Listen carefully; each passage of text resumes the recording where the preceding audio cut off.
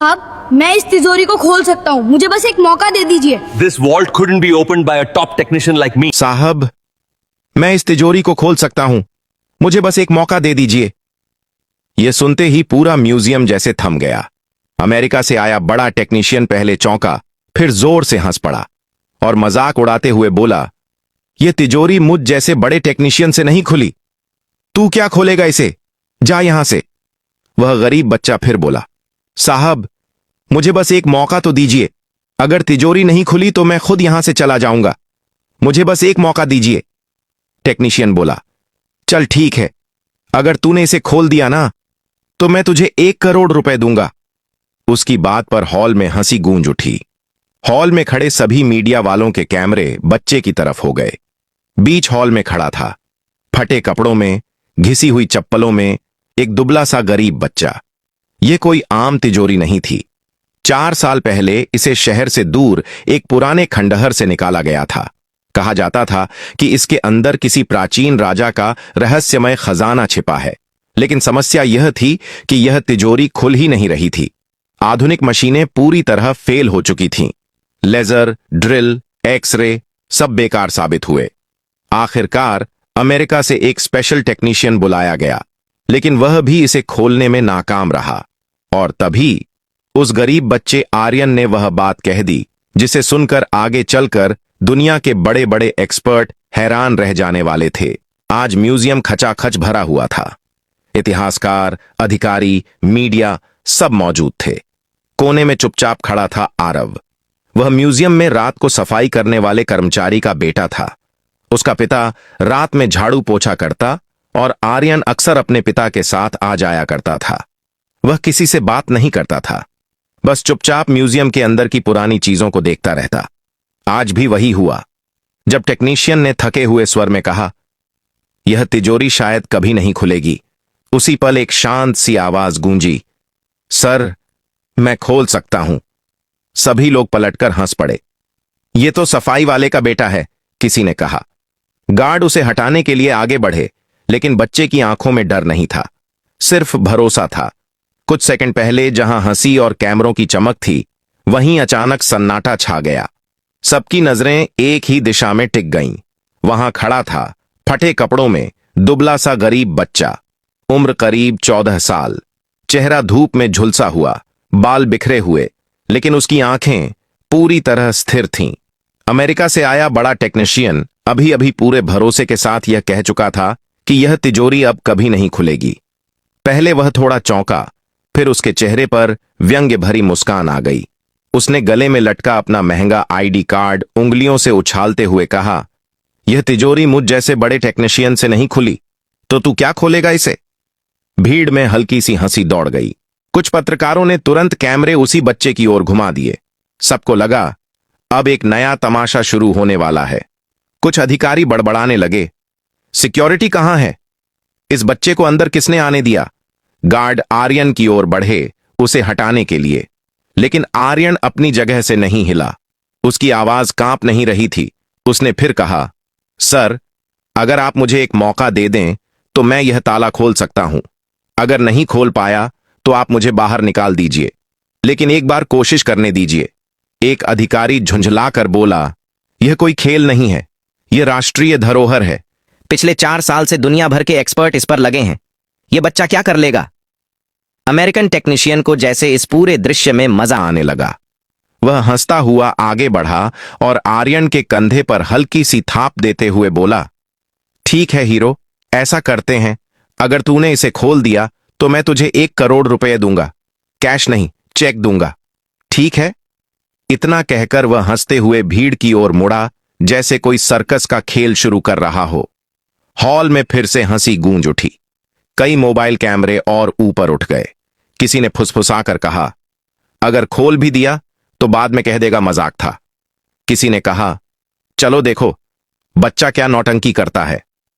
Hall के बीचों बीच मोटे लोहे की रेलिंग के पीछे एक विशाल काली धातु की तिजोरी रखी थी। चारों ओर लाल वेलवेट की रस्सियां थीं। सिक्योरिटी गार्ड खड़े थे। सीसीटीवी कैमरे हर हरकत पर नजर रखे हुए थे।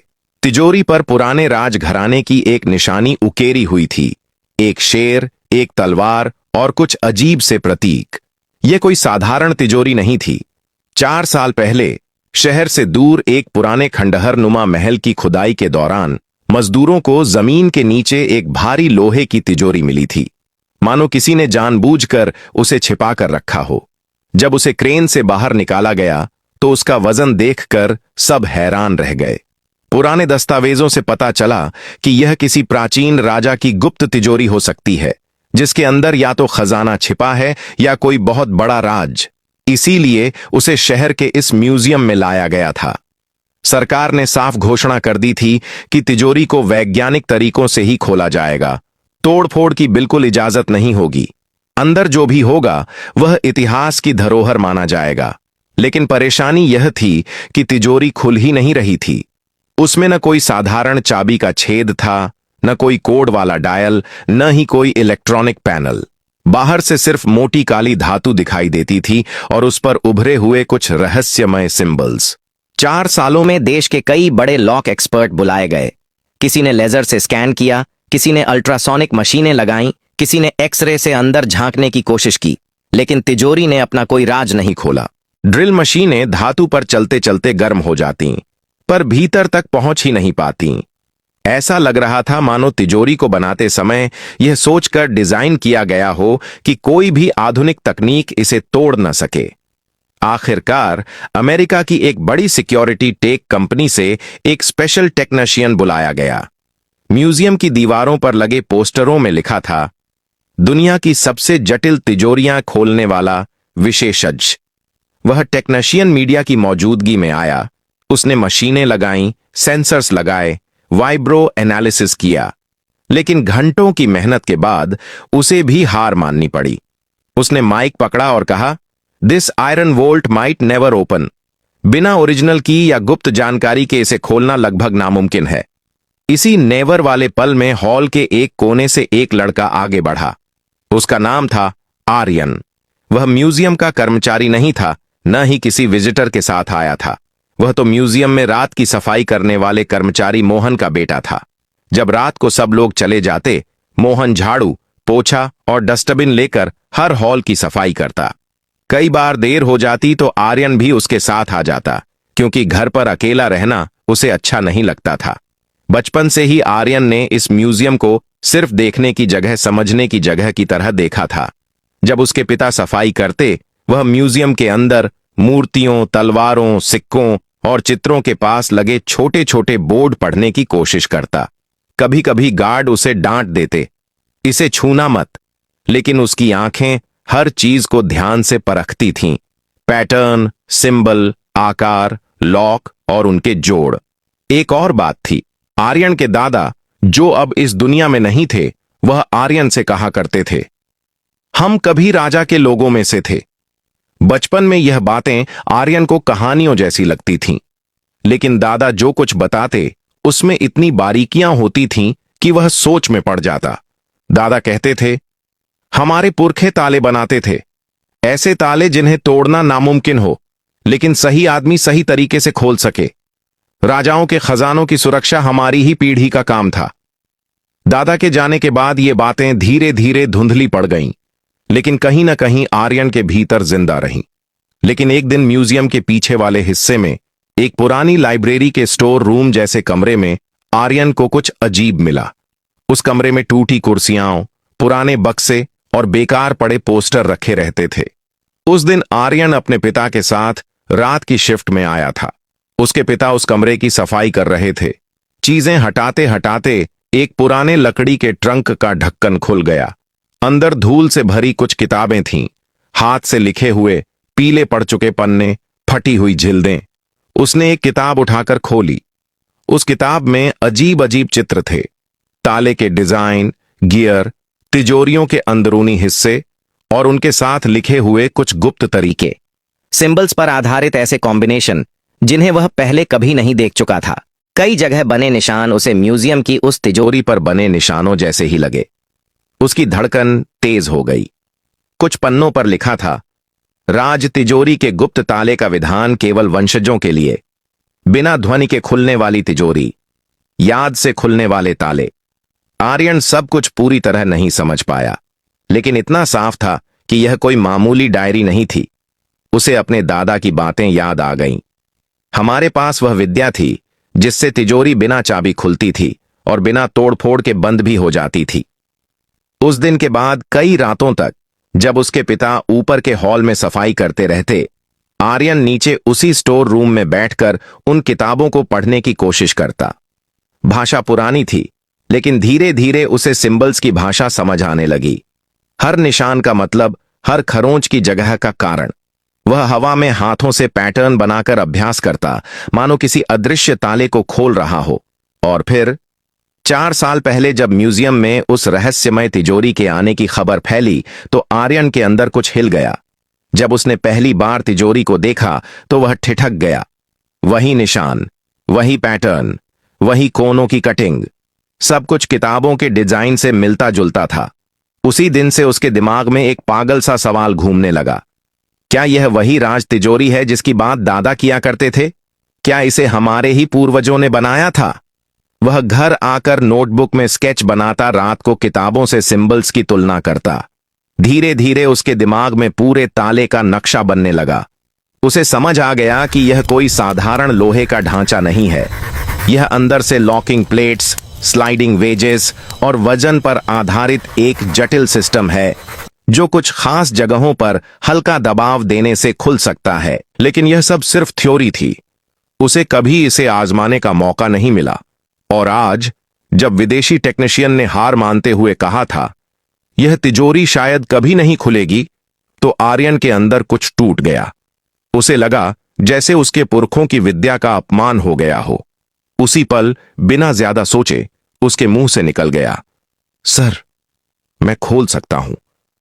अब वह उस मोड़ पर खड़ा था जहां या तो लोग उसे पूरी तरह पागल कहेंगे या फिर इतिहास बदलने वाला बच्चा। अमेरिकन टेक्नीशियन ने मजाक में चुनौती दे दी थी। भीड़ इसे सिर्फ तमाशा समझ रही थी। अब सबकी निगाहें बीच हॉल में खड़े उस बच्चे पर थीं। आर्यन धीरे धीरे आगे बढ़ा। भीड़ के पीछे से उसका पिता दौड़ते हुए आया। अरे बेटा, तू क्या कर रहा है? यह सब बड़े लोगों का काम है, नीचे उतर जा। लेकिन अब यह बात सिर्फ पिता और बेटे की नहीं रही थी। यह बात उसके भरोसे की थी, उस विरासत की थी जिसे लोग सालों से झूठी शान समझते आए थे। आर्यन तिजोरी के पास पहुंचा। उसने हाथ से उसकी ठंडी सतह को छुआ। धातु ठंडी थी, लेकिन उसके भीतर एक गर्म लहर दौड़ रही थी। उसने गहरी सांस ली। उसने किसी मशीन की मांग नहीं की, ना हथौड़ा, न कोई औजार। सबको लगा अब यह बच्चा कोई फिल्मी हरकत करेगा, आंखें बंद करेगा, हाथ फैलाएगा। लेकिन उसने ऐसा कुछ भी नहीं किया। उसने बस अपनी उंगलियां तिजोरी की सतह पर रखीं। ऊपर बने सिंबल्स को हल्के से छुआ, जैसे उन्हें पहचान रहा हो। फिर तिजोरी के एक किनारे उस जगह हाथ रखा जहां हल्का सा उभार था, जो आम नजर से छूट सकता था, लेकिन समझने वाली आंख को बेकार नहीं लगता। उसने उंगलियों से कुछ खास जगहों पर हल्की हल्की थाप दी। ठक ठक। धातु के भीतर से हल्की गूंज सुनाई दी, मानो कोई अदृश्य पैटर्न जाग रहा हो। फिर उसने 2 अलग अलग जगहों पर एक साथ दबाव डाला। कुछ पल बाद छोड़ा। फिर तीसरी जगह पर हाथ रखा। उसका पूरा ध्यान उन किताबों की याद में था। पहले ऊपर वाली प्लेट, फिर नीचे का वेज, फिर दाहिनी तरफ की स्लाइड। मीडिया वालों को यह सब धीमा और उबाऊ लग रहा था। कुछ ने कैमरे नीचे कर लिए। कोई फुसफुसाया, कुछ नहीं होगा, टाइम पास है, किसी ने कहा। थोड़ी देर में गार्ड इसे हटा देंगे। लेकिन हॉल में कुछ लोगों की सांसें सच में थमी हुई थीं। उसके पिता, कुछ पुराने कर्मचारी और एक इंजीनियर जो हैरानी से देख रहा था कि यह लड़का बेतरतीब नहीं बल्कि बिल्कुल सटीक पैटर्न में तिजोरी को छू रहा है। आर्यन ने आखिरी बार तिजोरी के एक किनारे अपनी हथेली रखी। बहुत हल्के लेकिन स्थिर दबाव के साथ उसने कुछ सेंटीमीटर स्लाइड जैसा मूवमेंट किया, मानो किसी अदृश्य ताले को अपनी जगह से खिसका रहा हो। क्लिक। एक बेहद हल्की आवाज आई, इतनी हल्की कि कई लोगों ने सुनी भी नहीं। लेकिन जो पास खड़े थे उनके कान उस आवाज को पकड़ चुके थे। फिर भीतर से किसी भारी चीज के सरकने की आवाज आई। गुड गुड गुड, मानो कोई धातु की प्लेट नीचे गिर रही हो। अगले ही पल तिजोरी का भारी दरवाजा अपने आप थोड़ा सा आगे झुक गया। फिर आर्यन ने हल्के से धक्का दिया और तिजोरी का दरवाजा खुल गया। पूरा म्यूजियम सन्न रह गया। कुछ सेकंड तक किसी को समझ ही नहीं आया कि हुआ क्या है। फिर अचानक कैमरों की फ्लैश तेज हो गई। भीड़ में एक लहर की तरह शोर उठा, खुल गई, तिजोरी खुल गई। किसी ने चिल्लाकर कहा, इम्पॉसिबल। किसी ने अविश्वास में अपने सिर पर हाथ रख लिया। अमेरिकन टेक्नीशियन का चेहरा सफेद पड़ चुका था। वह दौड़कर तिजोरी के पास आया। जोड़ देखे, हिंजेस देखे, लॉक मैकेनिज्म को परखा। उसने अंदर झांका, फिर बाहर देखा और फिर आर्यन की तरफ। तिजोरी के अंदर न सोने के ढेर थे, न हीरे, न चमकते गहने। अंदर थीं चमड़े की पुरानी थैलियां, तांबे के सिलेंडर, सील लगे दस्तावेज, राजवंश की मोहरें और कुछ धातु की प्लेटें जिन पर पुरानी लिपि खुदी हुई थी। इतिहासकारों के लिए यह सब सोने से भी ज्यादा कीमती था। एक सीनियर इतिहासकार ने कांपते हाथों से एक दस्तावेज उठाया, लिखावट देखी, मुहर देखी और भावुक होकर बोला, यह तो उसी राजवंश की असली जमीन की संधियां हैं। उन्होंने कहा, यह वही मुहर है जिसके बारे में अब तक सिर्फ कहानियां थीं। यह तो इतिहास की किताबें बदल देगा। भीड़ में किसी ने कहा, हम सोना ढूंढने आए थे और हमें इतिहास मिल गया। अमेरिकन टेक्नीशियन, जिसने दुनिया भर में अपने टूल्स और कोड से अनगिनत ताले खोले थे, धीरे से बोला, यह असंभव है। न कोई दिखाई देने वाला की होल, न कोई कोड, न कोई कॉम्बिनेशन इनपुट। फिर तुमने इसे कैसे खोला? आर्यन ने शांत आवाज में कहा, सर, यह ताला मशीन से नहीं, याद से खुलता है। जब इसे बनाया गया था तब इसके तरीके एक खास किताब में लिखे गए थे। मेरे दादा कहा करते थे, हमारे पूर्वज ताले बनाते थे। मुझे लगा शायद इसे भी उन्हीं लोगों ने बनाया होगा। मैंने बस वही पैटर्न अपनाया जो उस पुरानी किताब में लिखा था। उसके शब्द बहुत साधारण थे, लेकिन उनके पीछे पीढ़ियों की जमा की हुई ज्ञान की ताकत खड़ी थी। वह सिर्फ अपनी बात नहीं कर रहा था, वह अपने दादा, परदादा और उस पूरी विरासत की बात कर रहा था जिसे समय के साथ राजा के लोग कहकर भुला दिया गया था। सरकार ने तुरंत प्रेस कॉन्फ्रेंस बुला ली। आर्यन को मंच पर बुलाया गया। उसके फटे कपड़ों को देखकर कुछ लोगों ने कहा, पहले इसे अच्छे कपड़े पहनाओ। लेकिन आर्यन उसी हालत में हल्का डर और गहरा गर्व लिए मंच पर खड़ा रहा।